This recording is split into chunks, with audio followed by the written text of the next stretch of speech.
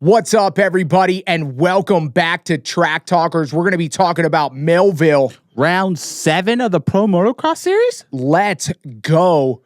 What a legendary weekend, boys. One of the most emotional, beautiful, one in a million things happened this weekend. It's gotta be the top story in motocross and will probably be one of the moments that we remember for the rest of our lives, right? Oh, absolutely. Absolutely, dude. Oh my gosh. Well, to talk about that, let's welcome Michael Antonovich to the show, our SMX insider. Dude, Anton, you were there. What were the vibes like coming off of Moto 2? Jeremy Martin crossing the checkered flag first at his hometown track. I mean, tell us about the feeling that was going on. The only thing that I could compare it to would be in 2020 when him and Dylan had that amazing last lap Moto 2 battle for the overall win that day. And although J-Mart came up shy of that, just the electric feeling in the air of everybody at Millville just watching Jeremy back in his prime and doing what he could do and contending for a championship. It was the same thing. You know, everybody that knows Jeremy and knows Alex and knows John and Greta and the whole family and the people that grow up and ride there and work there and do everything were at the side of the track. And Jeremy didn't put a wheel wrong for 35 minutes. That was unbelievable. And exactly like you said, Adam, that never happens. You know, you never get to see any kind of high-level athlete really go out with like their all-time game in their last game. Usually it's too emotional or it's just kind of set up or they're past their prime or whatever. J-Mart did it. He aced 2 starts, was very good in practice and did the damn thing. It was amazing. Dude, I can't stress to you guys, if you guys haven't watched this race, or even if you did, go back and really rewatch that and just think of what it would be like to be J-Mart. I'm serious. We witnessed something that happens every 1,000 years. I'm not even kidding. This, dude, you're laughing, Ty, but you know I'm right. He was 20th at Hangtown and somehow got enough electricity and energy and pulled it out of him after riding for 5 days, getting fucked up at Hangtown, comes back after 5 days, his bike looks stiff as shit, and his front end's just twitching all over the place, and he rode the wheels off that bike. And I'm telling you, something special. There was some kind of energy and some kind of something that gave him the power to pull that off this weekend. Bro, I mean, honestly, like Stu said on the broadcast, it was one of the best times that I've seen J-Mart look smooth and connected and flowed. Like, he welcomed the moment, so organically, where he just, let it come. And he was like, this is where I want to be. I've done this 1,000 times. And, didn't even stress about it. He's just like, whatever happens, happens. And he just rode the wheels off and rode that track like he's done 1,000,000 times before and put together the best 35 minutes that I've ever seen anybody on that minute on that day and put it together with his family there. And I'm hoping that doesn't push him to elong his career whatsoever, because if you could end a career, that's the way you need to do it. He's not going on. You know, because we've heard just in the past month, just with the Aiden Zing thing, people getting paralyzed. Dude, this sport is gnarly. It's very rare that you can, put the exclamation point on your racing career with a moto win after you were struggling, 5 rounds prior in the same series, and then put it together on that day. It's just amazing. I mean, I want you guys to wrap your head around this. I really want to make it clear to all the fans out there how special this is. Think about this. Okay, we're on Star Racing Yamaha where Jeremy Martin back in the day. He has a feud. He's pitting out of the whole opposite side of the semi. He's not getting along with the other riders. He's not getting along with the team. Then he moves off of the team and goes to FXR. Okay? Then he starts getting a little worse. He's not getting the wins that he used to be getting. He's not as competitive.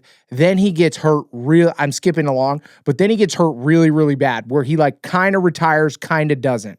Right? Like takes a couple years off, is the VIP host this year for Supercross. 4-Star Racing Yamaha, his old team. Then Bobby Reagan. Adam, you're forgetting about the first time that he retired and then came back and then retired a second time and came back. Okay. He did it twice. So let's keep going, right? Then he's the VIP host this year where he's not doing anything but VIP hosting. Okay, then Bobby Reagan's like, hey, dude, you should be riding, son. And he gets on the bike and he's riding and he's ripping. Then he goes to the first round and gets absolutely smoked. Then goes to the second round and wads his brains out to the point where instead of racing this whole year, he decides he only wants to do one more race at Millville.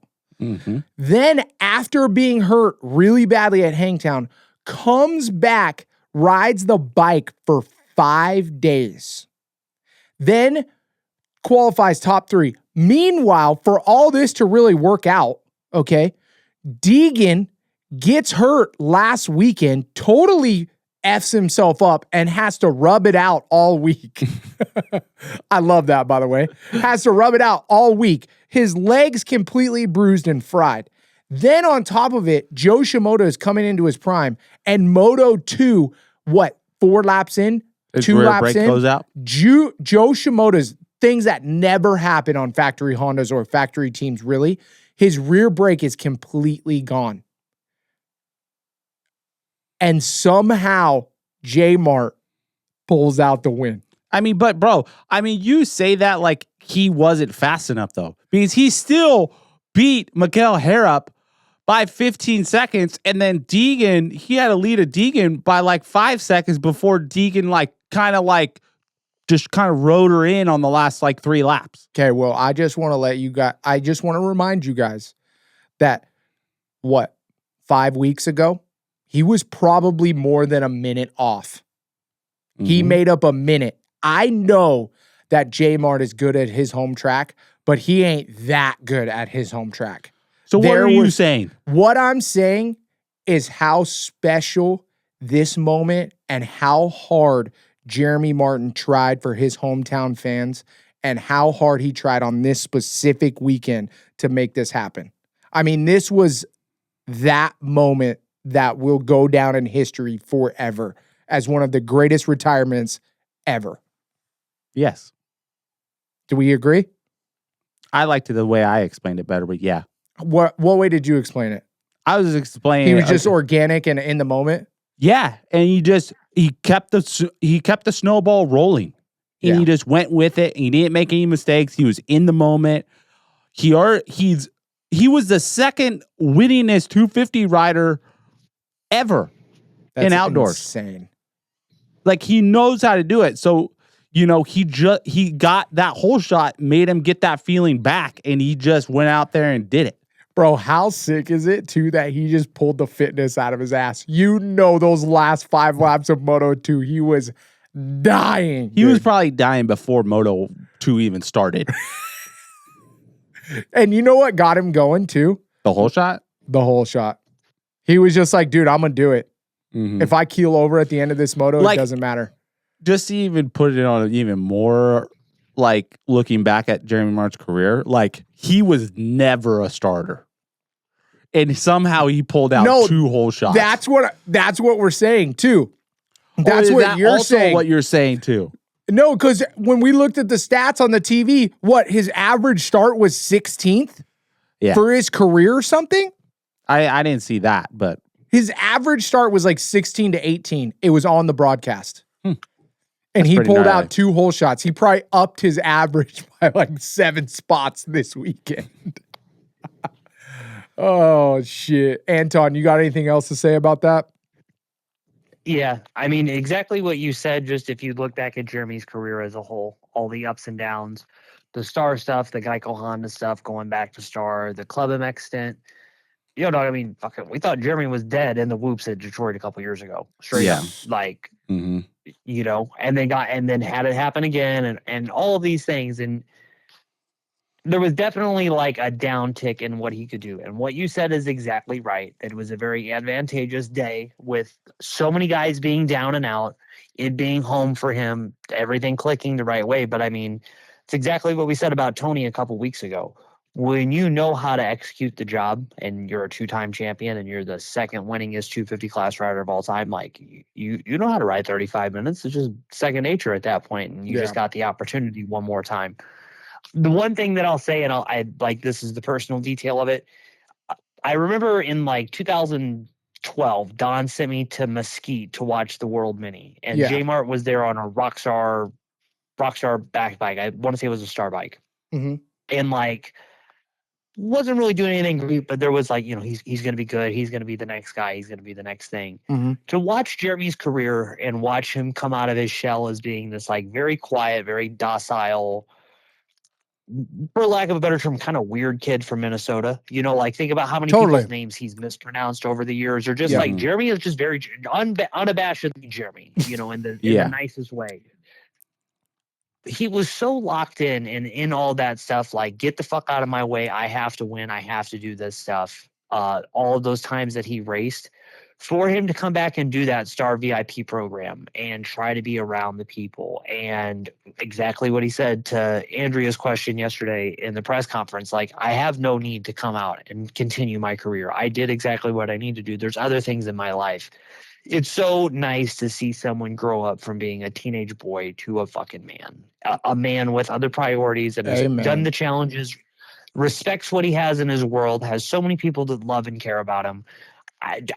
The people that were just losing their minds in the industry yesterday, to see him get the win that he did. I mean, Greg, the man that flags all of the top three riders over to the podium after they finished the race, had a J-Mart 2014 championship t-shirt on when he came over the line. Like, he put that on over his MX Sport shirt just to celebrate for Jeremy. Yeah. That's the kind of stuff that really, really made yesterday special. Because guys retire all the time. Yeah. Guys don't retire like that. Mm-mm. Dude, I'm not kidding you. I don't like ever cry. I was tearing up listening to him at that last bit on the podium after Moto 2. Mm-hmm. I was tearing up. Oh, I full on like straight up teared up when I saw his brother, his dad in the announcer tower, and then Jeremy like with 2 laps to go. I was just like, oh fuck. This is heavy. This is heavy. And then I saw the whole track crew like cheering him on around the whole entire. Everybody was. Yeah, the and track. you could hear it through the TV. You could hear the crowd. Mm-hmm. I mean, what an incredible moment. What an incredible career. I mean, we got to give, right? Let's give him a round of applause. We give one of those to J-Mart. Congratulations on a freaking beautiful, superb ending to a fantastic career. Well, that was Smack the Competition. I hope that he's at his house in Millville sipping on some Twisted Teas. But let's move into the 450 class, the Dirt Tricks sprockets. If you guys need a new sprocket on your bike that lasts 300 hours plus, we don't even know how long they last, Ty. Nope. Go to dirttricks.com. They're made in the USA. Let's go. Dude, the first thing I have on the list is, what the fuck, Tomac? Bro, I don't know. Like, he's hurt, right? Or sick. Yeah. Like, I would say sick more than hurt. yeah, sick or hurt. And it's like, dude, why does he never say anything? It's because that we're just trained like that as dirt bike riders. You know, it's the same thing we talked about Julian Beaumer after Redbud. Mm-hmm. We were talking shit. We're like, oh, he's fucked up or something. And sure enough, Anton was like, yeah, I heard that he's not doing very good. And then that weekend, bam. Mm-hmm. He announces that he has to go get his health checked out and he's going to have to take a couple weeks off. And same thing with Chase, right? After Paula, we still don't even know what exactly happened. Yeah, and we're never Nothing happened. know. He said he needed time. he's been transparent, and we'll get into this later on. But Chase straight up said, I needed to take a break. There was no chance to take a break. I was cooked. This was my out, so I took it. Yeah. Well, he said he also had some lingering health issues that he had to go through, right? Yeah, that's Or what was that that's what I BS? heard. Yeah, that's what I heard too. Some lingering health issues from Supercross that he had to get. Taken care of. Yes. Which who knows what that means. Mm-hmm. But back on the Eli Tomac subject, bro. I mean, there was flashes of Eli Tomac, but dude, No, there was not. in like little sections and like the 3 on the Yamaha maybe, but like, bro, he shouldn't be riding around in 10th. You know what I'm saying? Nope. That's not the Eli Tomac we know and love. Nah. Even on a bad day. Yeah. You know? Yep. So like, what do you think is going on? I 100% agree with you. It's got to be he's hurt or he's sick or something, because that he just wasn't. He had no pizzazz. There was nothing. That why I say sickness is because if he was hurt, I feel like he would have pulled out. That's probably true. You're on track. Great You know what I'm analysis. The great fucking analysis, Uncle Ty. Excuse my language, sorry, people. Yeah, but the only thing about that, though, is if he is hurt and it's not a major injury like a broken leg or a torn tendon or something like that, and you don't need to miss time, you can just kind of grunt it out. He only has X amount of gate drops left. Like, as much as we hate talking about that. So if you miss time and then you're going to come back and then you're going to waste 4 races trying to get back up to speed when you only have so many, or you just kind of stay in the race thing, because that was the problem from last year. You know, he missed that much time and had to race back into what it takes to do this stuff. Yeah, but Michael, So look I at think- like, But he's still doing the work. Like, he went to Florida last week and tested. It's not like he's laying up. I Like, know, but he's definitely not doing something right. But I don't think that it's like, well, he's just showing up on Saturday to ride. bro, but his stock is going down. Yes. His 1000%. rider stock is going down. This right is now. the only thing, and I want you guys to both comment on this. This is the only thing that I have in the back of my mind that this is all bullshit too, what I'm about to say. This is just me thinking up shit. But like, how much do you think that Tomac is literally like, F this, bro? I'm not getting along with Yamaha. Yamaha didn't want to give me a contract. They didn't want to give me money. I'm out. I'm on to my next bike anyways. This championship completely just went out the window after my bike just took a crap last weekend. You know, who knows? They could have killed me if my bike would have had that problem. They're having problems on Deegan's bike. They swapped all 3 of the motors. I don't really trust this bike anymore. And I'm ready to move on anyways because this championship's over. I don't think Tomac's like that. I would say Tomac's too mature for that. That's what I think too. But it's a definite possibility because you don't know what happens behind closed doors. I know, but with him, I've just never seen that from Tomac. And he's Neither been have I. racing so many years. But he is getting older and he's getting a lot wiser where I feel like he's picking and choosing his battles way more than we've ever seen him. Like Tomac, Kawasaki days, every single time he hit the track, if he could go beast mode, he was full beast mode. And I feel like now he's kind of like, oh, well, Jet's kind of got this one today. I'm not going to overcook it. Yeah, but bro, the problem is like, he went 6'9". I know. I watched it. I watched the second moto. I'm like, dude, Eli, pull off. What are you doing? What are you doing? I mean, he did. Dude, when he got passed 5th, 6th, by and 7th. RJ Hampshire, and no disrespect to RJ, but when RJ Hampshire blows your goggle strap off in the sand rollers, Tomac's got an issue. Hey, RJ's been ripping, okay? He has, and that's no disrespect. It's just Eli Tomac can test for podiums and wins, not mid-race passes by RJ Hampshire through the whoops around the outside. Yeah, all right. Have you heard anything, Anton? Have you heard any word? Tomac's camp is always so quiet anyways.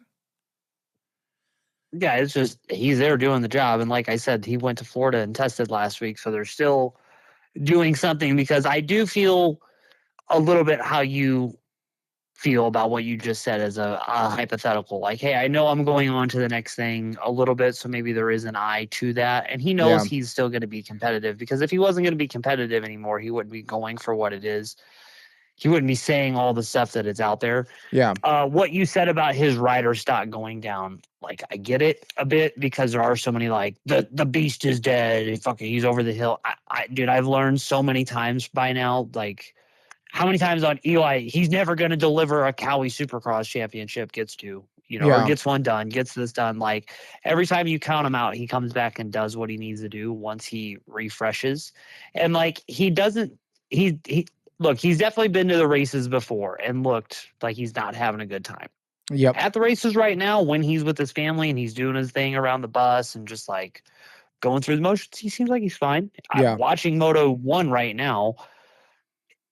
He does not look great. Like, I will to say that 100%. He does not look good on the bike. A lot of mistakes that, but if he was in first place and he was riding like that, everybody would just be chomping. Oh my God, you see how fucking he manhandled that? He made even the worst line look great because he's Eli. Like, it's true. just because your perspective right now. Yeah. Wait until he does the Nations as part of Team USA, does whatever he does there, and then October hits, and then everybody sees him in all these new KTM, Red Bull, Alpine Stars, Oakley, Bell videos, and you just can't wait for next year. He's fine. He's fine. Like, fucking whatever.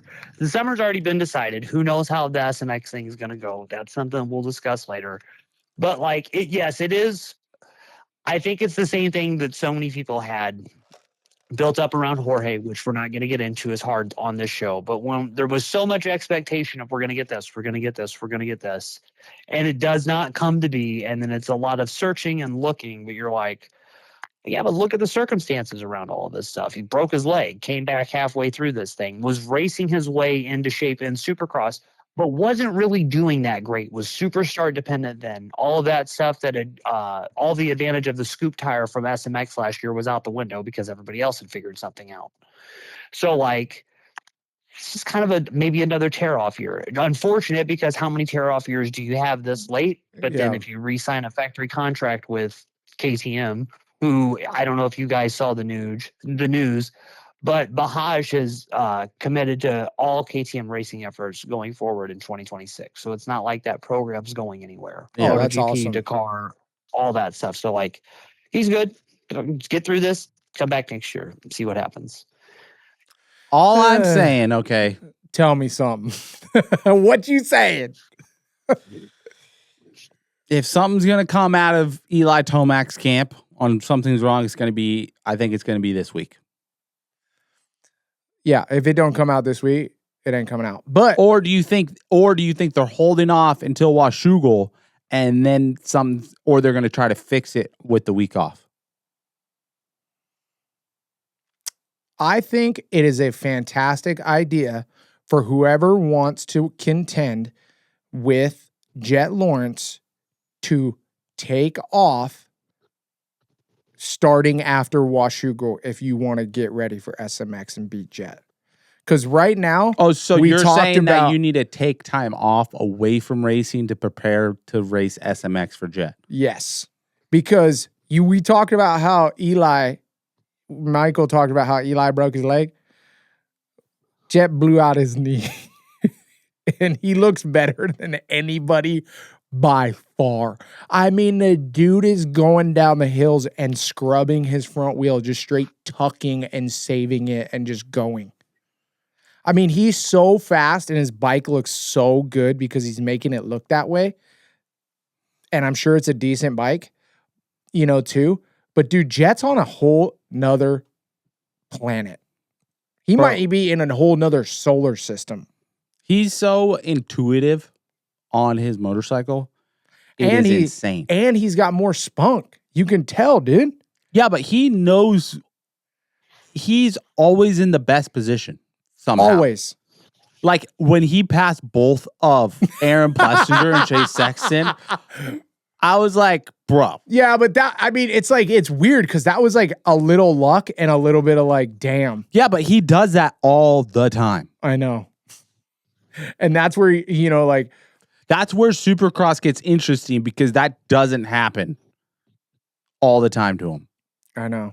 And it's like I can say luck. It was a little luck, but it's how do you calculate luck so many times? Yeah, it's called skill after that. Straight up. Yeah, I don't know. I mean, that just segues us. Sorry about that, guys.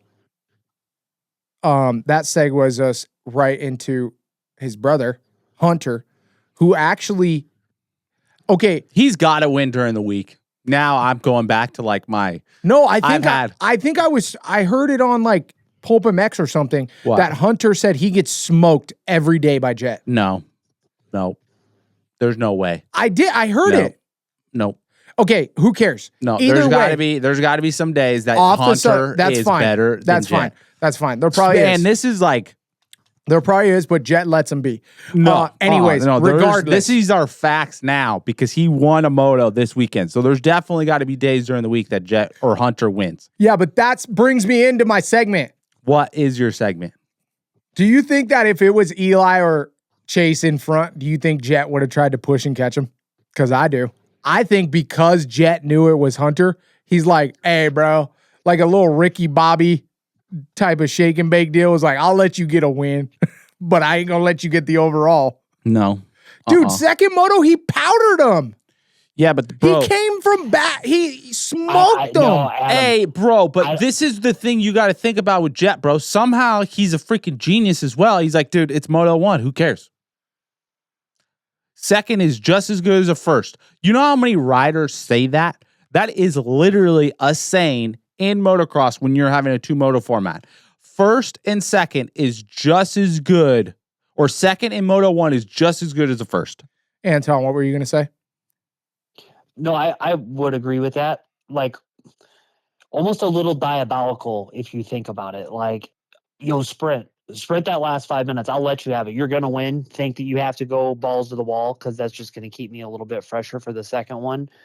So I was thinking about this on my drive home this morning.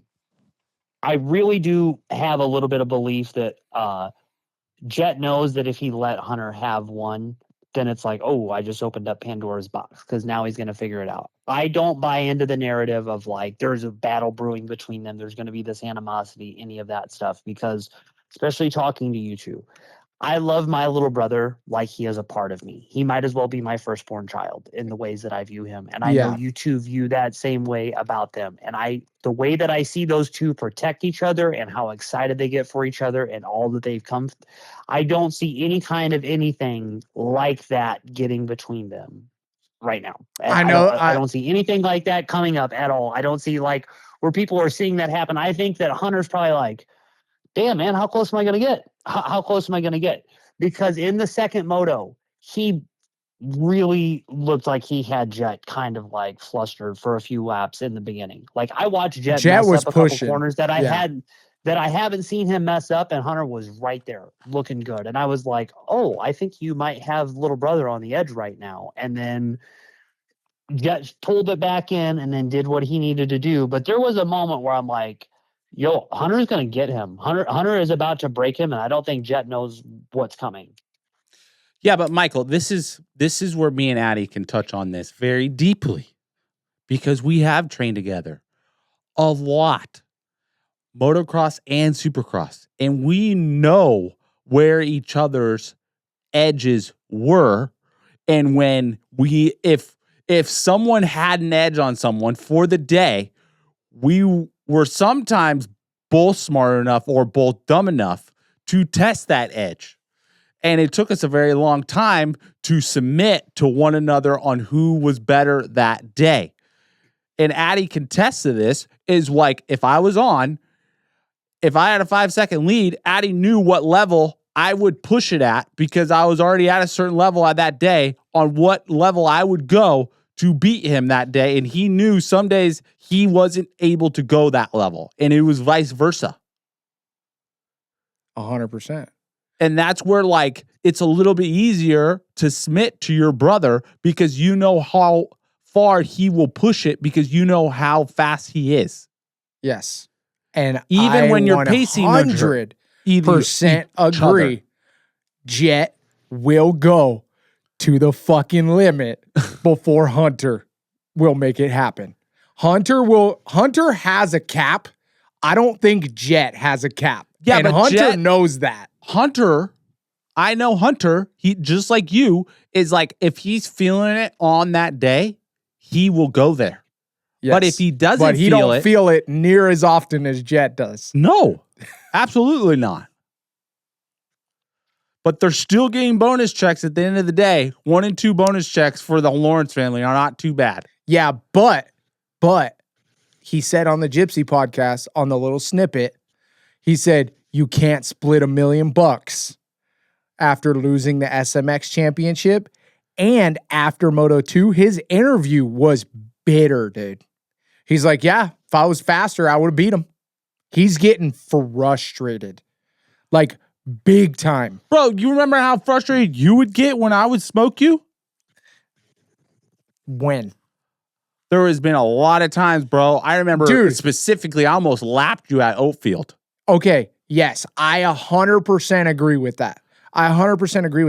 But I also knew that I sucked at outdoor, and that wasn't where I was going to put my energy. Or how about the time you knocked yourself out after you came home from Australia? I was like, let's go, bro.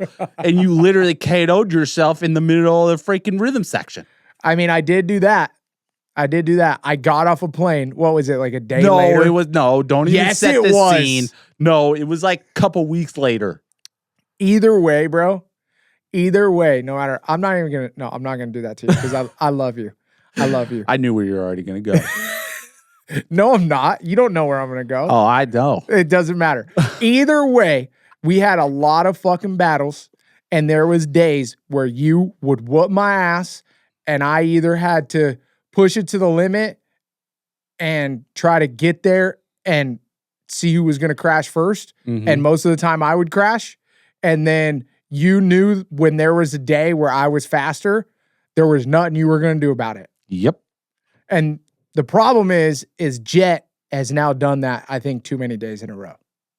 And it's almost too big of a hurdle for Hunter to get over that when you, like, I know this sounds messed up, but if Hunter wants to beat Jet, I think they got to almost train separately for a little bit. Do you agree or disagree? No, I 100% agree. Yeah, like if Hunter wants to actually be a champion and beat Jet, it's like he's going to have to do his program and get away. Yeah, but that's not going to happen. They're too good to each other. Hey, look at how good it's making Hunter. Let me ask you this scenario. Okay. If Hunter didn't have Jet as a training partner, do you think Hunter would be as good as he is? No, it's not even a question. Because I think Jet would still be the same. Yes, Jet would be better. I think Hunter's gotten better because of Jet, because he had to. He has that pace because he gets set in that pace, and it's literally his pace is faster than everybody else. Yeah, because Hunter is the type of guy where he's satisfied with the speed. Jet's the type of guy where he wants to go as fast as he possibly can. I wouldn't word it as satisfied with speed. I think Hunter has gotten hurt more significantly than Jet, so he knows where level he can go. That's not on that edge. Yeah, that he can be 100% okay. And it takes a long time to figure out where that edge is at. Well, let's put it this way. If Hunter wants $1 million check, it's about that time where he's going to have to do his own program away from Jet. Well, I think he should be happy with a $500,000 check. You are until you get beat enough times to where you want to win. I don't know. So you're telling me you would just be happy if me and you rode all the time and raced all the time at Supercross and you just got second? No, I wouldn't be happy. He's never won an outdoor. He just won a moto. No, he's never gotten an overall. Did you hear that? Yeah, I know. Or won a Moto 2. Well, bro, would you be happy with that? No, I wouldn't be happy with that. But there's also, you could be a lot unhappier on a different team and really sucking. I don't think he needs to go on a different team. I just think he needs to fucking buy his own house and get his own track and train by himself. No, that ain't going to work. Why? You know exactly why. And it's not like you hate your brother. It's just that you have to find your edge. I think the whole program surrounds right now around Jet more than it surrounds Hunter. Like instead of like everything that Jet does, that's helping Hunter. I think everything's surrounded around Jet, where it's like Hunter's stuff that he's doing and he's smarter with bike setup is getting pushed Jet's direction to help him get better. And the thing that Hunter's benefiting I don't is think Jet's Hunter speed. or Jet have the same setup even. Not even close. They ride each other's bikes all the time. Yeah, we used to ride each other's bike, and I thought your bike was fucked up. I don't know. I mean, To I don't. your, Yeah, go ahead, Mike. This is just a fucking to end. your point, to your point about like switching trainers, I don't think that Hunter should do that because they've spent so long to try to figure out like how to perfect his program after all the challenges that he faced in getting healthy and all of that coming through here. And I don't think that anybody would probably have the data about how his body performs better than Johnny O'Mara. Like I don't think it's better than that. I'm just gonna 1 second. I don't think he should switch trainers. I just think he needs to train by himself on his own program with Johnny O. This just lit up my memory a lot. What about the whole entire summer where he was competing with Chase? What about it? His brother wasn't there. Okay, what about it? He didn't win there either. Yeah, but he was a rookie. Thank you. Jet won his rookie year. This is only but that's Facts. the thing though. Like you Facts, can't, baby. but like I think like I get the reasoning of like expecting so much of him, you know, because of like what he's on and who he's next to and all of these things. But this is only year 2 of him on a 450. He missed a substantial amount of time with his shoulder being hurt, and he's the second best 450 outdoor guy right now. And it's already like, well, fuck, he sucks. How come he can't do more? It's like, I mean, I know you're not saying we're definitely very animated like, about this whole situation, but yes, that is one thing that Hunter is not, is that he does not suck on a motorcycle. No. He is literally the second fastest person in the whole entire world. And it just sucks in his situation. The number one is his little brother that he has literally grown up with his whole entire life and is his training partner. Like here's the thing to remember, and again, it's because you know there's so many races and everything. Like we don't even remember what happened at High Point in certain ways from this. He was in a 3-way battle for the SMX championship last year as a rookie, and he only did outdoors. Mm-hmm. You know what I mean? Like he's fine. Give him a little bit more time to figure it out. We could be this time next summer of like, wow, man, can you believe that Hunter's battling for the championship because him and Jet are just head to head. Like he could figure it out at any point in time. I think it's another one of those things where you have to figure out, just like we've talked about so many times about so many other guys through this show this year, you have to figure out how it is to go that full duration. And yeah, he's got a few first 450 moto wins and all that stuff, but up until about the 20-minute mark this weekend, he was on Jet's rear fender in Moto 2, and then he started losing the gap. But he was within 3 seconds. To bury yourself that far twice in the day, be about it, that was great. And he needed to learn that step as well to match the pace of somebody that does it all the time, because Jet knows how to do it, but Hunter's got to figure out how to do it. Dude. Okay. They might be pissed at me, but I don't, it is what it is. Hunter will not beat Jet if Jet's 100% healthy and they keep training together. That's just the bottom line. I'm sorry, but it is what it is. You can't go and hang out with a guy that's faster than you, do the same thing he's doing, and let him see what you're doing and think you're going to get an edge on that guy. The only thing that happens when Chase and Jet show up is the unknown. That is the edge that they have on each other. Imagine how much Jet would own Chase if Chase and Jet trained together every day and Jet beat him all the time. I mean, the unknown factor is what Hunter needs to be able to be like, imagine Jet in his head at the races wondering what his brother's program was and what he was doing. instead of knowing exactly how much he trained, exactly what he did, how much he beat him by in that 30-minute moto. See, I think Jet's a lot stronger than you think. Because That's the other issue. I don't think he thinks about that at all. Exactly. I don't think so either. I don't think he's worried about it. I don't think he's stressed. He sees Hunter in front of him. He's like, dub. I wouldn't go that far. You don't think so?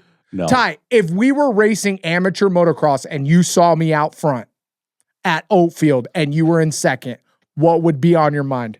I'm going to blow your doors off. Exactly. Because you knew that you trained with me all the time and I suck at outdoor. Right? Yes, you have a valid point there. Okay. But there's got to be a little part of him that's pretty stoked about where his family's at. Oh, yeah, without a doubt. But when you get the second best trophy for the rest of your life, you're going to be better. I mean, you're still a professional racing an HRC Honda right next to your brother, and you're like dominating. Do you have things you regret about in your career? And you guys could be dominating for the next 10 years. Yeah, well, no, you're not dominating. You're just getting second to the guy who dominated for the next 10 years.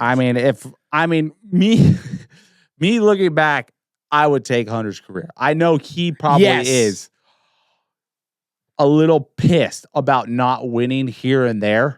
But listen to him. Moto 2. I want you to listen to the Moto 2 podium and we'll talk on the way home. Moto 2 podium speech, and then we'll just chat on the way home. I heard it. Let's move on. What do we want to talk about? Do we want to talk about Valentin Guillaume? Do we want to talk about the Cody Shock launch down the hill? Or do we want to talk about the Jorge Prado widest bike on the track pissed everybody off? There's not much to talk about Jorge Prado, bro. He's just not as good as everybody says he is. Bro, did you see him talking shit after the moto on Whiskey Throttle? Dude was like, Who was Whiskey Throttle, Jorge Prado. He was just sitting there. He was like, that's the best I got. That's the best. I gave him my best. Like, that was it. And just right to the team, just shaking his head.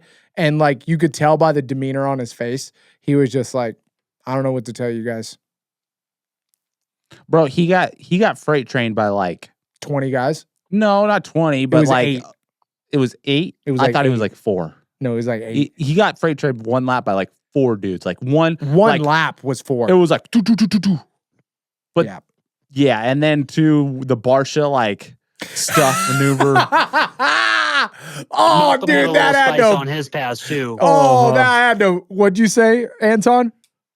Malcolm had a little spice on his pass too. Yeah. Did he have spice like Barsha? I don't know, dude. Malcolm jumped to the inside line in Moto 1 to make his pass, and I was like, wow, there was an inch there, and Malcolm made it happen. Oh man, Barsha's was amazing. Did you see that one yet, Anton? Down the hill? It just went by, yeah. Oh my gosh. I mean, he just rode him over the berm pretty much, right? Mm-hmm. Dude, everybody was here. The 3 Supercross races he did last year, everybody was saying the same thing. Yeah. Just only a handful of guys were saying it at the time, but more people have now gotten, oh, wow, he is a little hard to pass. Yeah. He definitely does a good job at making it hard to pass. It's just, I got Alessi vibes a little bit from the weekend. Yes. Little Alessi. Like a lot of people don't like him on the track. Or not Valentino. Vince Freeze vibes. Whole shot block. Okay. Cody Shock jumped down the downhill. If you haven't seen that, go to Cody Shock's Instagram. We'll try to put it up. And shout out Cody Shock for 9/11. Yeah, I mean, amazing ride.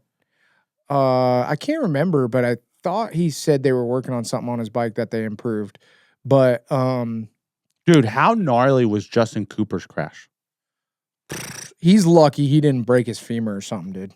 Or like his leg. Or like get an AC separation in his shoulder. Yeah. Because that's exactly what it looked like. Like he just pile drive the side of his body. Bro, Anton, this is where you plug your helmet sponsorship, bro. It worked. It worked. Is he not in the SMX points league now? He still lined up. Is he? What kind of helmet does he wear?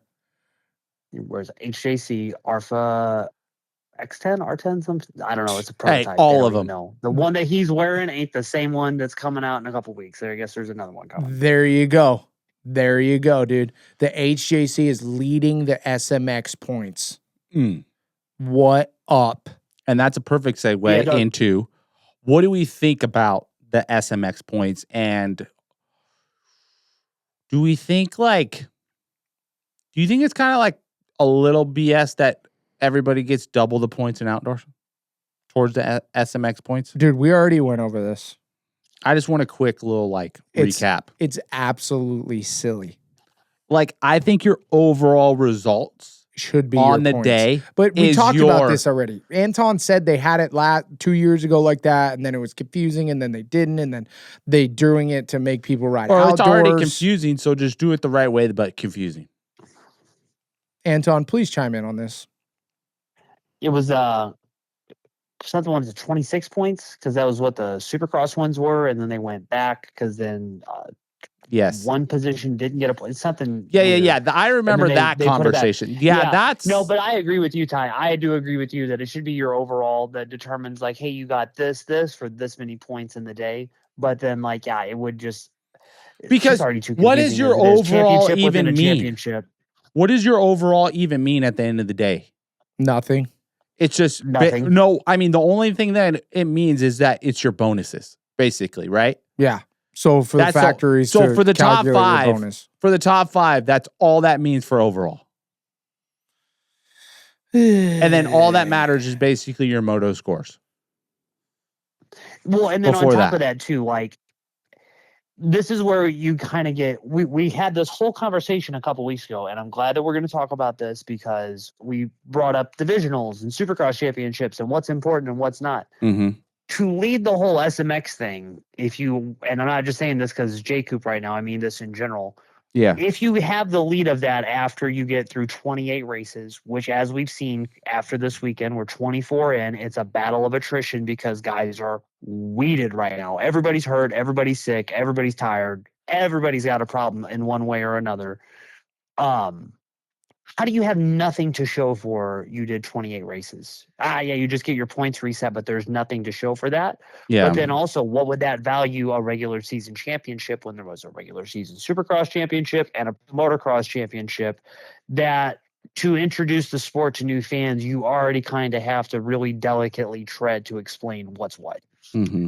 It's because I there's so much to it right now, again, year 3, but figuring out how does SMX work? How is this? How is the points important? Because there's so much now after more data to look at to see well, this is better, but this is not so important here.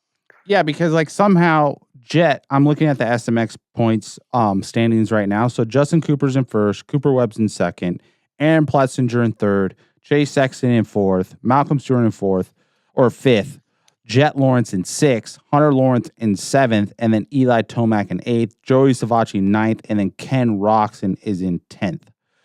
So, and then RJ Hampshire didn't even do all of SX, and he is in 13th already in SMX points. And points. And there's 4 rounds left. 4 rounds left. And silly. And he didn't do the whole entire Supercross season. Yeah, but he's been scoring top 5 finishes. Yeah, but no, but but that's what I'm saying though. 11ths. If he was getting 11ths and you're hey, he's up to 11th now, that'd be well, see, the points are kind of fucked up. But he's racing in the front to score maximum points. Both motos though. Those guys. Yeah. Because technically you could what you could do with RJ Hampshire's points right now is you could literally cut them in half. If there were just an overall result, what would get him to 111 points. Which would put him where? What would put him in 23rd. Which is realistically probably where he should be. Yes. And who is 23rd, 24th, 25th? Right? Mitchell Harrison, Benny Bloss, Cody Schock. Valentin Guillaude. Because look at Benny Bloss and Mitchell Oldenburg, who just did Supercross, is now... No, Mitchell's been... Mitchell Oldenburg or Mitchell Harrison? Mitchell Oldenburg and Benny Bloss. Benny Oldenburg. Mitchell Harrison's in 21st. Yes. But it's like, dude, He's so been doing all of it though. Benny? Harrison. Oh, Harrison. No, Harrison. Yes, Yeah. yes. But Benny Bloss But then and Guillot and Shock are new additions. Yes. yeah, but think about this though. Think about this. What? We're 7 rounds into outdoor. They did 17 supercrosses. Yes, I know. And we only did 7 outdoors, and RJ's in 13th. Mm-hmm. Yeah, but like Mitchell What? Harrison didn't make every main event. No. Benny I'm didn't talking make about every main event. Oldenburg did. Oldenburg was ripping. Dude, I want to say Freckle missed a couple. Okay, Justin Hill. 16th. Either way, no matter what way you want to put it, they did 17 rounds, and Justin Hill was in all the main events for sure. Hey, have we? I mean, looking at the SMX points, it just reminded me of a few guys we haven't got a check-in in a while. How's Dylan Ferrandis doing? Not sure. Haven't heard Ghosted. anything. Not a word. Not a word. You know who we have He heard was from, worn though? out though. He Yes. was worn out. Yes. So I think like the broken leg is also a chance to get his health issues really sorted out. Mm. Yes, but who we did hear from, which was pretty cool this weekend, was Ken Roxon. Mm-hmm. He was there helping out. Levi Not Kitchen, really helping out. I guess he was like- supporting. Yes, supporting, just trying to like point him in the right direction. Mhm. You know, I'm sure he was just giving him advice where he could give him advice and not Yeah. trying to step on his toes. But he did say that he's probably not coming back for Unadilla or Ironman because it's a little close. He hasn't Mhm. ridden the bikes. He hasn't ridden his bike yet. He's supposed to get on his bike and ride a turn track this coming up week. Yep. And then he will be back for SMX playoffs. So that's the plan right now. Mm-hmm. So that was pretty cool. That is pretty cool. Good to hear from Kenny. Good to know that everything's kind of going well and going in the right direction. Valentin Guillot absolutely shredding. Tondel, was that what it was, Anton? What was the other guy's last name? Yeah, Cornelius Tondel with the JWR Honda team. Yep. And then Lacrucio, right? Yep. Lacrucio, Lorenzio Lacrucio got 12 with 11-12 moto scores. I mean, dude, these guys that are coming over here, dude, those guys are ripping. You Yeah. got it. I mean, 8th place this weekend with a 10-6 for Valentin Guillot. Yeah, he was. That's incredible, dude. Mhm. Jorge Prado, who, dog? He beat Jorge Prado in the overall, number 992 on a bought Yamaha. You know, that's what I was like thinking of, like Jorge Prado, like because he runs the MXGP series, right? Yep. Like you got to think like Valentin is stoked out of his mind. Jorge Prado is about to be just like, what the heck is going on with me? Yeah. Yeah, but he's not saying that. He's saying, Jorge Prado's saying, like, he's just pointing at the bike. Right? That's all he's doing, you think? Yeah. He's not looking at himself. No. And I wouldn't if I was him either. Would you? I don't know. I'm pretty honest with myself, so I'd be like, yeah, maybe there's some improvement I could do. Yeah, but when you come off of that many championships, he didn't really get hurt. Yeah, but you're saying the Kawasaki's that bad where I can't No, hang on to I think a the- top.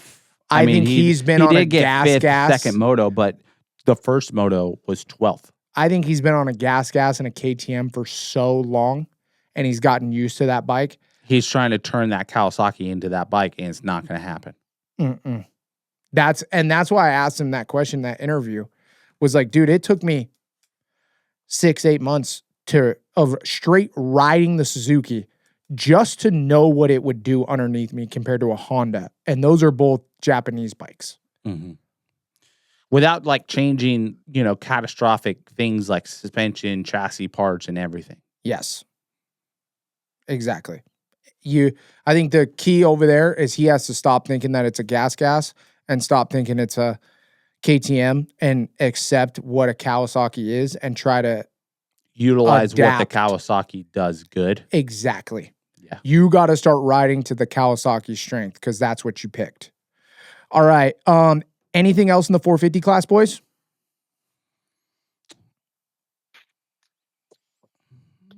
The only thing I would say, again, just kind of getting into that SMX thing, is like, we're really going to see how guys get through 31 race season, because no one's getting through intact all the way.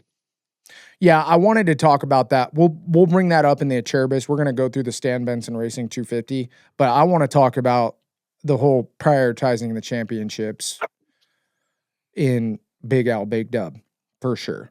But let's get into Stan Benson Racing 250. If you need any parts or ETS fuel, Pirelli tires, anywhere, go to stanbensonracing.com and order them. But if you're in the Bakersfield area, make sure you stop by the shop. Great people. John Majors, Macy Majors, freaking amazing. Great family, whole story. If you guys want to check it out, it's a podcast with John Majors. If you need anything and you're a racer, Ty, and you're in the Bakersfield area, where do you go? Stan Benson Racing. Come on. And they're at the track and the local races. 250 class. Let's start out. Dude, I mean, we got to start out with the kid that's just got that dog in him. Mikel Harrop. This kid's just straight up good. There's no other way to put it.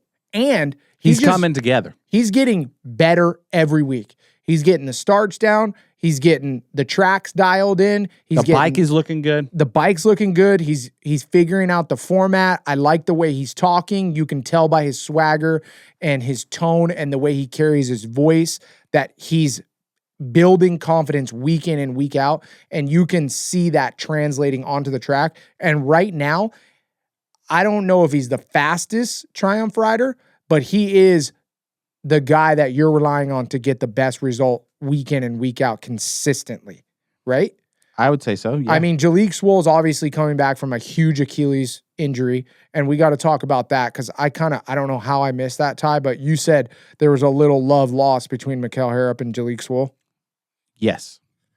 What happened? Was that Moto 2?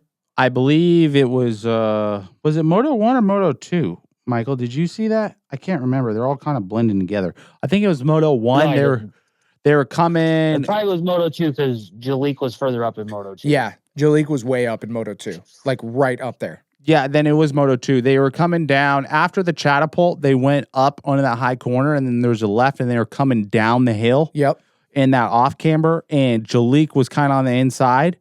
But Mikel, you could only see it in the background. Mikel Harrop got a little bit more into the inside of him and just bumped him and like went over that middle line. And then Jalek Swoll went off the track or went wide. And then that's the last time you kind of saw him. It looked pretty aggressive for a teammate pass. Yes. And we kind of talked about this, off air a little bit. But, I guess the way that you have to think about that mentally, because if it was Jordan Smith and Jalek, I would have been like, what the hell? But you also have to think where Mikel Harrop's coming from. And I'm not trying to give Mikel a pass, but dude, he's fighting for a life in the United States, right?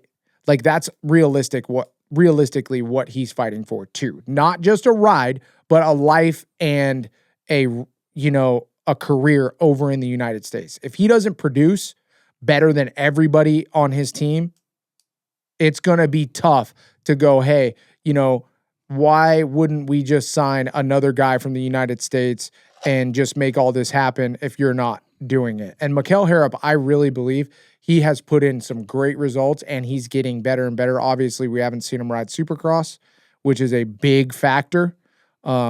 But his outdoor performances this season have been pretty unreal. I'm just saying, because I'm saying Jalek Swoll is probably the flag holder over at Triumph. I would agree. Yep. I would pass him a little bit differently. I wouldn't have done that, but I've never been in a situation where I don't know anybody really. And I don't know if I would have went over to a different country and passed somebody, I would have passed somebody like I got a point to prove. I don't care who it was. You haven't even seen the pass. Yeah, but I know exactly where the pass was. Okay. And you explained it very well where I envisioned the inside deep rut. Jalek's probably came from the inside. Harrop was maybe on the more outside line before that top turn. They jumped down. Harrop can't slow down that much. It's an off-camber corner. He was committed. Jalik was coming to the inside, and Harrop fucking stuck it in there and said, nah, son, this is what's going to happen. I'm taking this. I'm just saying there are probably some heated exchanges after the race. Yeah, I mean. And I would follow it from here on out. Jalik is not one to take shit. No. Especially after what he said on the Redbud podium to just haters in the comments. Yes. Imagine what he's going to do to Mikkel at a race if there's an opportunity. Or even the practice track this weekend. Was Jalik the one who completely punted somebody off the track in that corner out to the finish line at like Indianapolis, or was he the one who got booted? I thought it was he punted someone. That's what I thought. And it was big time. Yeah. Like onto the concrete big time. Or something like that. I remember a scene like that. Yes. All right. Anton, I want to bring you in on this because you were obviously at the race this weekend, and I think you've been hearing a little bit more about this, but big 250 class talk. Ty mentioned Ian Harris in an interview said that they did offer Tom Vial a 1-year deal at KTM. That's what Ian Harris said, and some maybe some deal options. Well, no, the more specifically in the Vital interview that Lewis Phillip did with Ian Harrison said that they offered Tom Vial a 1-year deal, and then Lewis followed up and said, well, I think Tom Vial may be looking for some more, I guess, stability or just some more commitment, and that he might have some other offers that have that. And is there a date that KTM has put on the contract where it needs to be decided by? And Ian said, not really. There's kind of some leeway and just some flexibility that we have with Tom Vial on far as budget and stuff like that. But it should be decided here in the next coming weeks. Okay. So my question for Anton is, after a starter issue in practice and a huge get off in Moto 2, which was in a very weird spot. So I'm not saying it's a mechanical, but weird spot. And we didn't get a replay of the crash. Yes. As well. Where are you leaning right now, Anton, if you're Tom Vial? I think he's leaving. I'm nothing against KTM. No, it's nothing against KTM, but I think like that's the option. You know what? You've 1 year to make or break and hope, or you can go to the Honda that's getting really, really, really shown to be very, very good. There's going to be some openings up over there. I mean, Tim guys are making that thing look great. Tim's probably leaving that spot, or Ruben Fernandez is. So like, you're going to be fine, and you're going to go right back to home where everything is. Yeah, I think there's a couple other things too with like we mentioned last week, who Garibaldi is involved with. That like, who's to say that that's the end of Tom's anything? Like if he did some U.S. Supercross stuff in a couple years on their bike, Yeah, I mean, I would go wherever the longest deal is. Yes, because, and I 100% agree with Anton too. If I'm Tom Vial, I need a 3-year deal if I'm going in America, because it's going to take me that long to produce. It's going to be first year, holy crap, the 450 so different. It's not what I thought it was going to be. The guys are gnarly. Year 2 is I'm comfy on the bike. Let me pull out some top 10s, maybe a top 5. And then year 3, hopefully I can get into that top 5 range more consistently, kind of like Jay Coop. And then year 4, year 5, we're fighting for podiums. If everything goes perfect. Now I look at the Garibaldi option.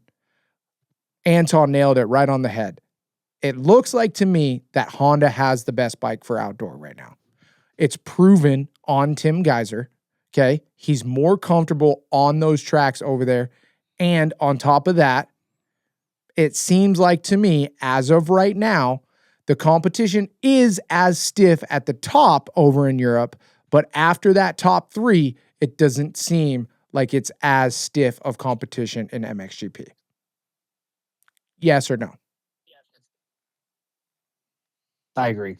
I completely agree because watch the Kimi Ring race from Finland today. Like mixed reaction on how many, what your vibe is on a brand new track that's gone through a lot of difficulties and even just getting created. The pavement part that MotoGP is going to race at there. So like put all that to the side.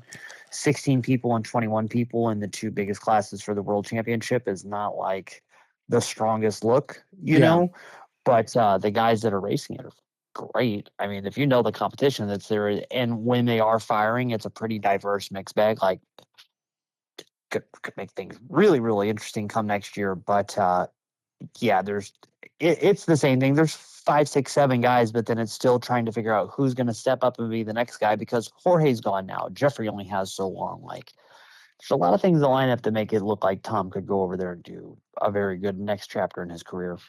Yep. Do we think Hayden Deegan, I don't know how much we exactly know this, but do you think Hayden Deegan gave away anything to J Mart on those last few laps in the second moto? No. Anton? No. Okay. J-Mart had that. Cool. Yes. 100%. I love it. I love it. I thought so, but you also brought up the big point, Ty, of like he was hurt. So maybe Bro, his leg was hurt. I mean, even in the first moto, I mean, he was loosened up and stuff like that. It took him a while to get going or whatever, but it definitely seemed like his leg was sore. Yep. Faulkner qualified top 10. Dude. Yeah, all Triumphs, everybody on Triumph finished in the top 10. Well, it's pretty sick. What did Faulkner finish? 8th with a 911. Right in front of Jalik Swoll with a 16.5, and then behind that was Jordan Smith in 10th with a 15.8. Dude, these Triumph bikes are good, dude. They're definitely developing some good bikes 250 for sure. Anything, They're working. Anything else we need to talk about in the 250 class? Yeah, boys? Levi Kitchen sucking again. Dude, do we really want to beat a dead horse, bro? No, but we just got to mention that he sucked again. Okay, well, Ken Roxon and everybody, we already knew it, but Ken Roxon said it. He said you can't do shit if you ain't in the front. If you're not starting? Yeah, if you don't start good, what the fuck are you going to do? Ken Roxon said it. That's his homie. That's like his best friend. They go bass fishing all the time. And two, like, he can't be crashing mid-moto like that, bro. Like, what are we doing? No, front end tucks right before the downhill. What are we, right? Like, and then getting run over by Max Volan? Like, dude, Levi, we know how good you are, dude. Get a damn start and stay on 2 wheels. Yeah. Done.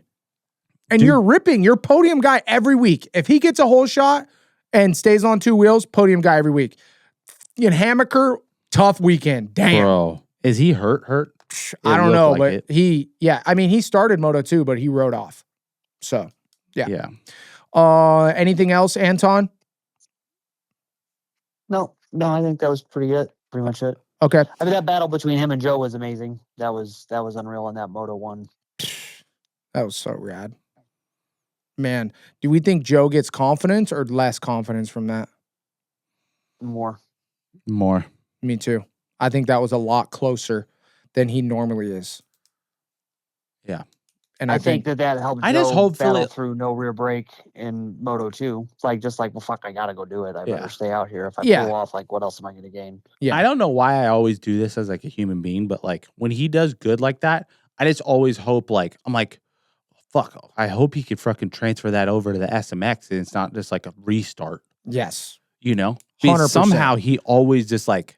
Dude, you literally took the thoughts out of my mind. When I'm watching Joe in Moto 1, I'm like, dude, how can I get you to take this, bottle it up, and bring it to the start of every series? Like, how do I take that and plop it right at round 1 of SMX? Like, does he go that backwards when his bike changes that much or what? He must.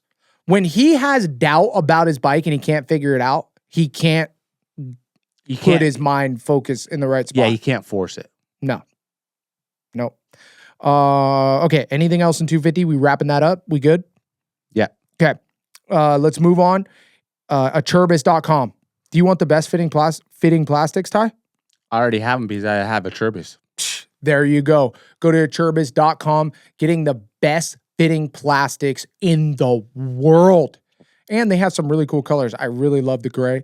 I want to do a gray bike eventually, but I have done a gray bike. I end up using the yellow all the time because that's the color of my bike and I'm an OG. Go to aturbis.com or aturbisusa.com and get your plastics today. Big L, big dub. I'm going to start it off with a big dub of mine. And that is congratulations to Shane Schaefer, the whole Martin family, Millville facility. I truly believe that is the rider's favorite track. You know, other than Redbud having like the stature of being Redbud, the way that the tools that they use, the prep that they use, the people at the facility, the nostalgia of the whoop monster, the dirt, everything about that place, you know, and too, you heard a lot of people talking about how it was a little stiffer this year. It wasn't as deep. It wasn't as deep. But either way, every time that I've been to Millville, it's like riding a dream track. Yeah. You know, the dirt is just like this perfect dirt. It's got the elevation that you want. None of the jumps are like these huge, crazy, gnarly jumps, but they also have like the technicality and physicality of like being a gnarly motocross track. You know, it's just a really cool place to be. Yes, and it seemed like, I mean, with the track prep and then the track prep in between motos, like the dozer berms, they were utilizing the different corners. Yes. Like I felt like they were definitely thought out where it made the track kind of open up. Like they left like part of the track very rough, very chuckly, but like the corners that were getting blown out and were kind of getting one line, and they put a couple dozer berms in there to kind of break up the track. So I thought that was good. Yeah, shout out Shane Schaefer. And all the boys that worked with him. And all the boys that work with him. You guys did a fantastic job. I really did, Ty, notice that, you know, at the bottom of the downhill, before that big uphill, you know, before the finish line, where else was it? After the start, going down that straightaway was prepped a little bit for that double. You know, there was just a lot of spots. Yeah, and then like the lip of the step up on the first Martin Hill. Yeah, the triple step up. Yeah. Yeah, it was just like you said, I think what I enjoyed as a racer, it felt like methodical, thought out, strategic places to prep the track to improve racing and safety of the riders. You know what I mean? Like the places that were rough were okay to be rough. Yeah. And then the places that they fixed were like, oh shit, that could get sketchy. And we fixed that. Or it was just becoming one line and then they put two lines in there. Yeah, well, that also as well. You know, not only was it safety issue, but they opened up parts of the track that, like you said, there was two straight up lines that would work. And like the outside line after the whoop monster, where they were prepping that to where the outside line worked for the first half of the moto and then the inside was better the second half of the moto. That was really cool. Yeah, just grade A facility, grade A crew, everything was awesome for sure. Any other comments on that, Anton? No. I mean, it's all good. The Millville is one of the best ones for a reason, and just the prep that they had this year looked great. Okay, I don't know if it's big L. I'm not really giving it a big L, but prioritizing the next subject I want to talk about for Aturbis is prioritizing the championships in SMX. You know, we got the Supercross championship, we got the outdoor championship, and then we have the SMX playoffs. Now, let's talk about it as like a rider standpoint. Ty, you mentioned the holy grail to the riders really is like the Supercross championship. Yes, 100%. You know, and then outdoor to the riders, from our perspective, kind of seems like, okay, if you got hurt in Supercross, you have a second try at outdoors. You you can kind of use that to get ready for the SMX playoffs. If you need to get some points or do whatever, you can use outdoor to kind of gain a couple points, kind of figure out what you're doing with the bike. It's kind of like the intermediate season, and then SMX is like where the riders can go to make cash. Yes. Right? Yes, 100%. Where Anton, you kind of talked about somebody in the comments that they were new to Supercross or new to the SMX series, and they were like, I don't know what you guys are talking about. SMX is for sure the biggest to me. And that's interesting, and that I think that's just marketing from Super Motocross that is, and that's the way it should be, right? Is the SMX playoffs are kind of like the biggest deal. Now it is interesting to talk about where like why is outdoors getting double points, and then another subject to talk about, like you said, Anton, earlier, is the attrition of these riders. I mean, we're really seeing it play a part right now. We called the whole Cooper Webb thing, and Cooper Webb is one of the most mentally strong riders in Supercross and Motocross and just riding a dirt bike, period. And his goal was to make all 31 rounds of SMX. And he physically, his body could not handle it after the knee injury that he had. Yeah. And then now it's devastating to see a guy like Aaron Plessinger pull off the track with his head down in complete disappointment for himself and his team that he can't make it through those motos. And it's like, yeah, I know Alden and those guys are like pushing themselves to the limit, and they pride themselves on being the leanest and fittest cardio. But when you're on that edge and you don't have any extra body fat and extra food, you can't last through 31 rounds at that level without some freaking meat on your bones. Yeah, but it's even more than that, Adam. I mean, it's more than that. It's more of like how good your immune system is. Like, that's true. We always have a running joke in our family calling Addy little bitch body because he gets sick all the time. But like, it's true though. Like, that's why a lot of the riders and autograph signings wear gloves. It's more fist bumping, and then we're on flights every single week. Okay. And then when you train really hard in your motoing, like, your immune system is susceptible. Yep. Or, when you have a really hot weekend and you drain your body low, and then you're literally on the flight on the next morning or that night. Yes. And that's kind of like, it's just a bad recipe for getting sick and exposing your immune system at the weakest point. Yeah. That's why everybody needs to start flying private. Well, I mean, we obviously don't have the money to fly private, but some of those guys do, where they need to start thinking about it. Yeah. I mean, or teaming up, Yeah. One of the big things I think that really has to be looked at, and has to be looked at differently, is I think the teams really need to understand that you might have to put it in your contract that you get, like, what do you call it at a job?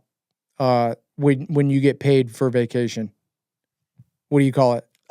Paid leave, paid vacation. Paid vacation. I thought there was another name for it, but like, either way, like, they might need to put it in their contract that they need, you can get 3 outdoors that you don't have to race, that we don't want you to race. Like, you get 3 races paid vacation. I was going more towards of like, when are we going to get to the point where like the team like rents a private jet for its riders and teams, like NFL? But, okay. Are we ever going to get to that point, you think? No. It's just too much money. In 20 years, if this sport blows up and there's 10 times as much money in it, yeah. But there ain't enough money in our sport for private jets for the team, especially when there's 2 riders instead of 40. You know what I mean? Yeah, but you have a whole team crew and everything. I guess because they're going to be flying out on totally different days. Yes. It'd be sick though. It would be cool. Like a KTM private jet. All bright orange KTM now.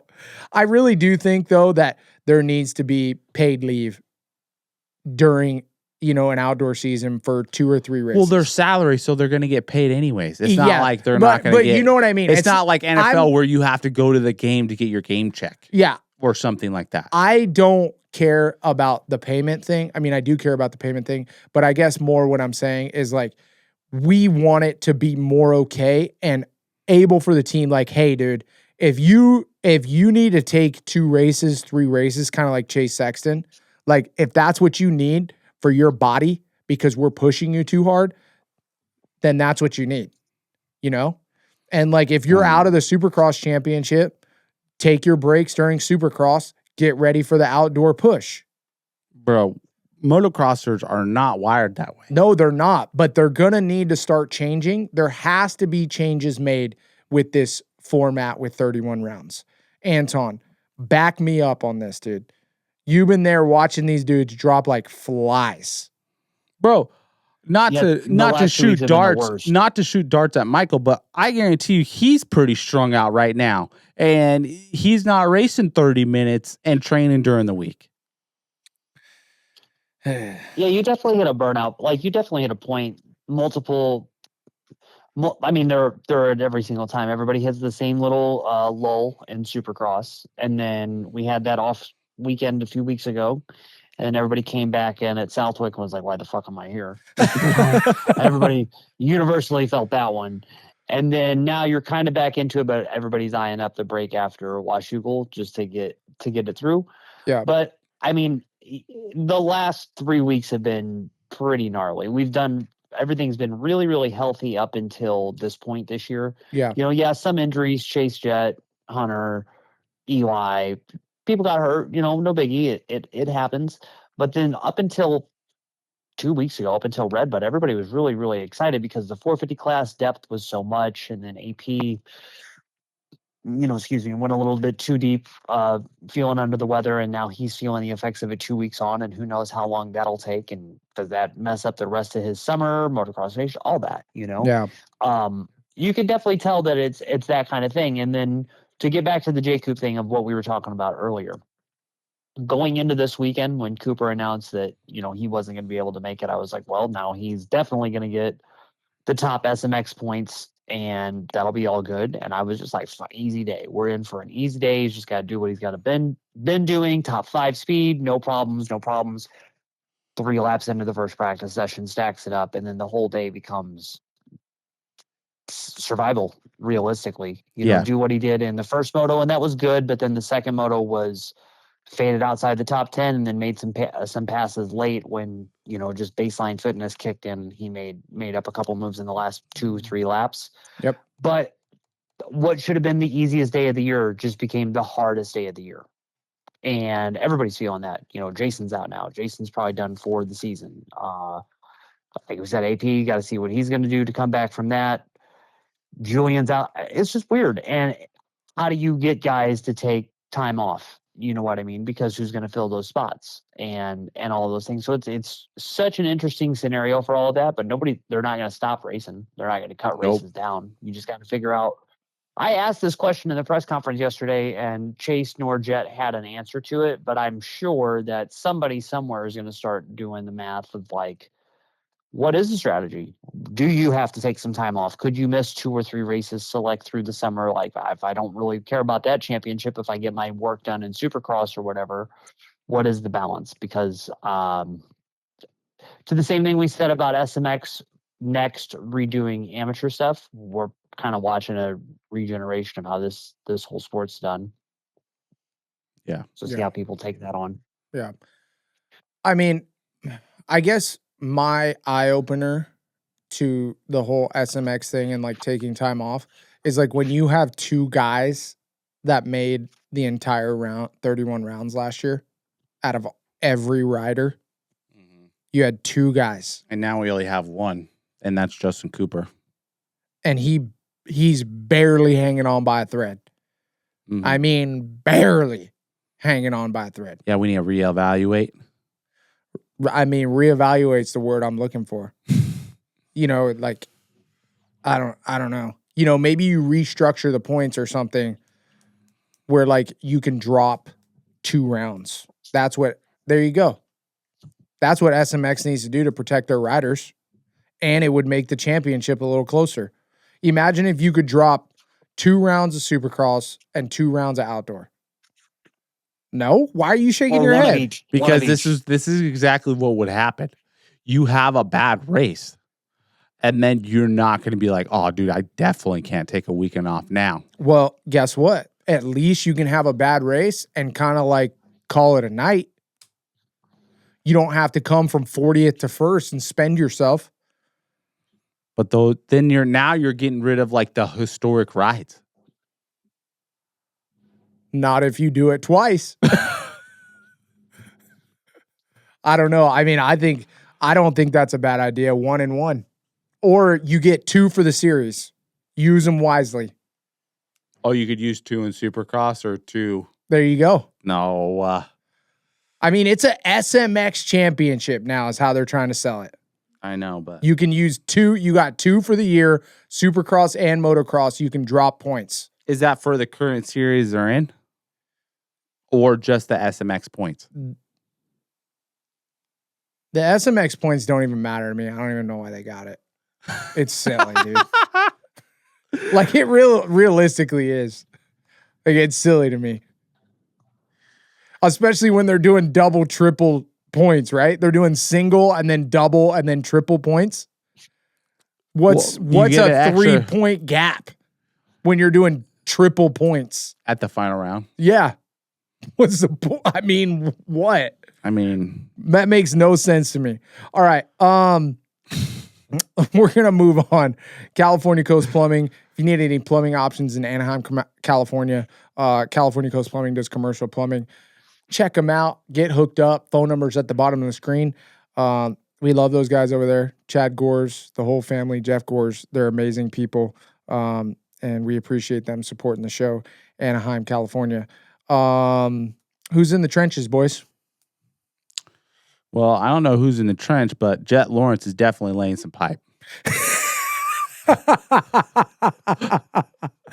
Oh, shit. He's showing everybody why he's number 1.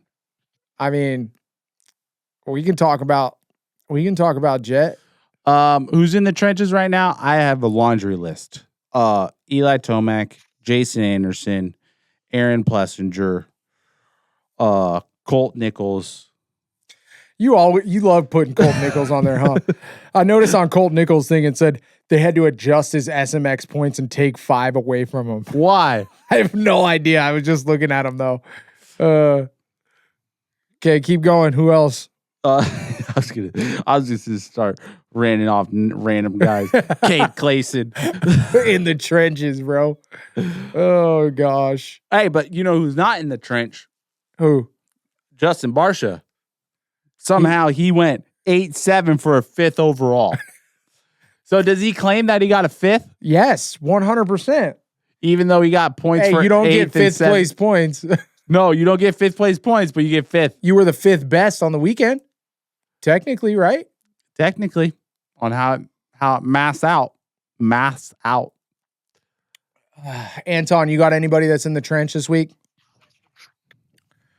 Not really. I think everybody's just ready to get.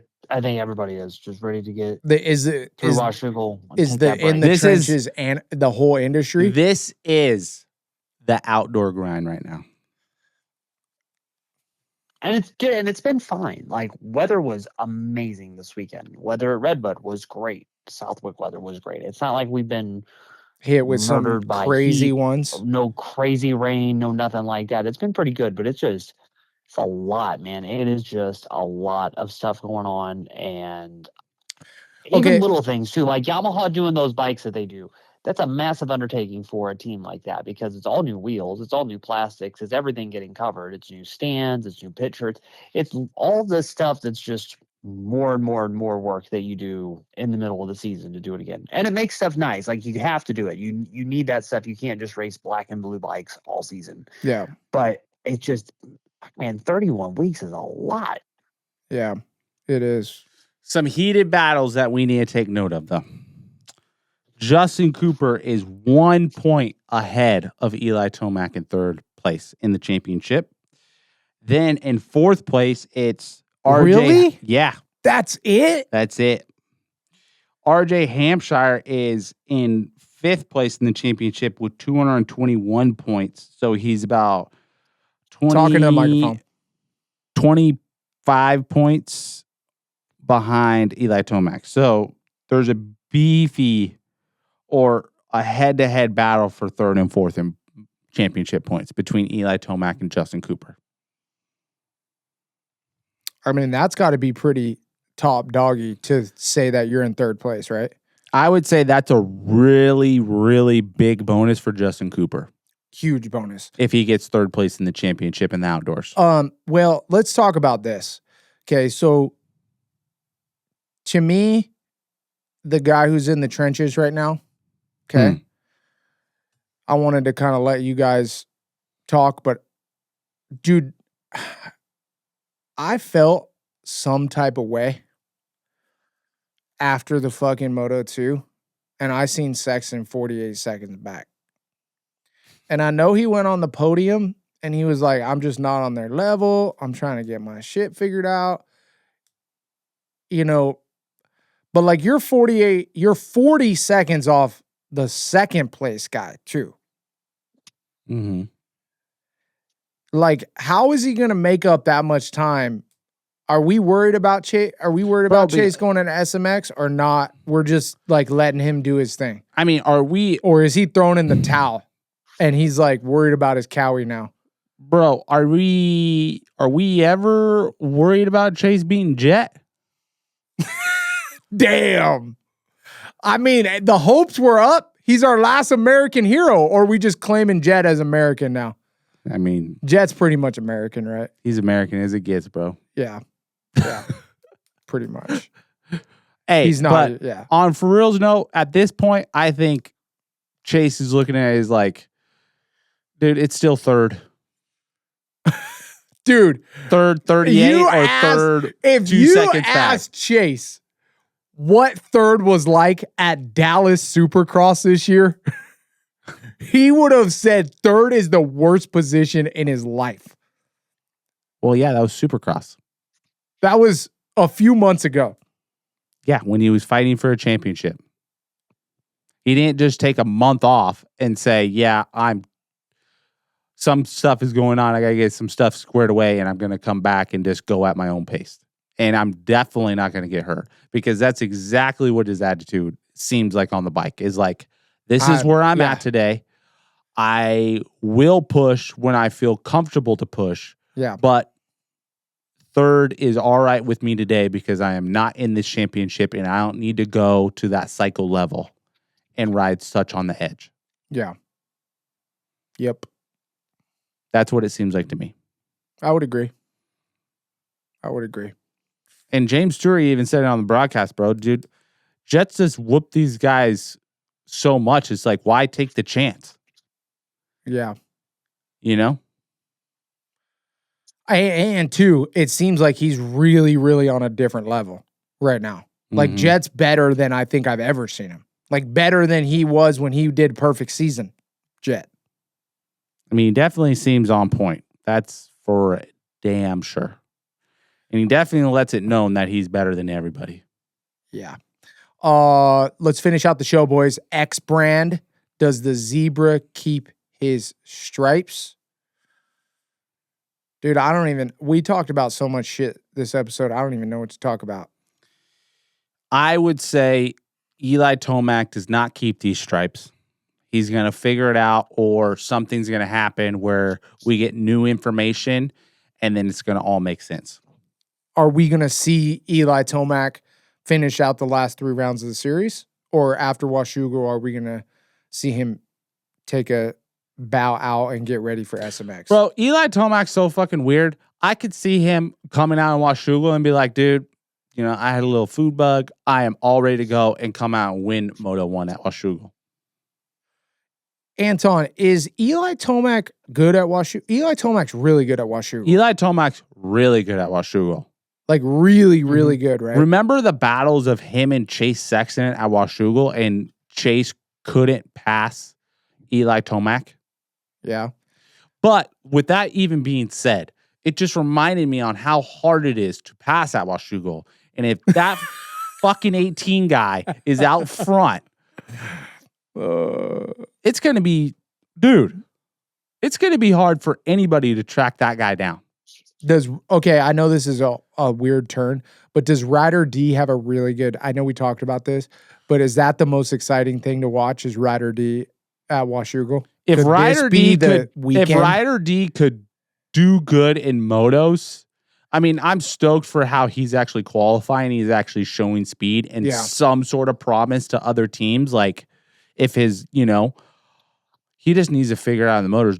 Well, he's not going to beat Deegan. No, I know, but bro, did you see his moto scores? It was ridiculous. He freaking finished. He did good in the second moto, but the first moto he was not good. Bro, he finished 17-15. Seriously? That's where he finished. Damn. I thought I seen him up there. He must have crashed again. He was up there, but he didn't finish it. And he was up there in qualifying. So, like, he needs to put a moto together, and Washougal could be it because he's definitely raced that track a lot with Loretta Lynn Regionals and somewhere, like, familiar. Well, and, too, the bike will actually can roll on the dirt instead of just get sucked up. But it looked like Millville was a little more rolly, too. Millville looked more hard-packed than I've ever seen it. Yes. Okay. Yeah, anything else we need to talk about, boys? Oh, yeah. Shit. I know what we need to talk about. Anton, bro. Big interview guy. What's up? Congratulations. How was it? Well, it's fun. I mean, it's just, it's a continuation of what I've always been kind of doing, just like another layer to it. It was nice to be approached by Brandon Short and all the people at Pro Motocross for it when Taryn and Haley weren't able to make it this weekend. Yeah.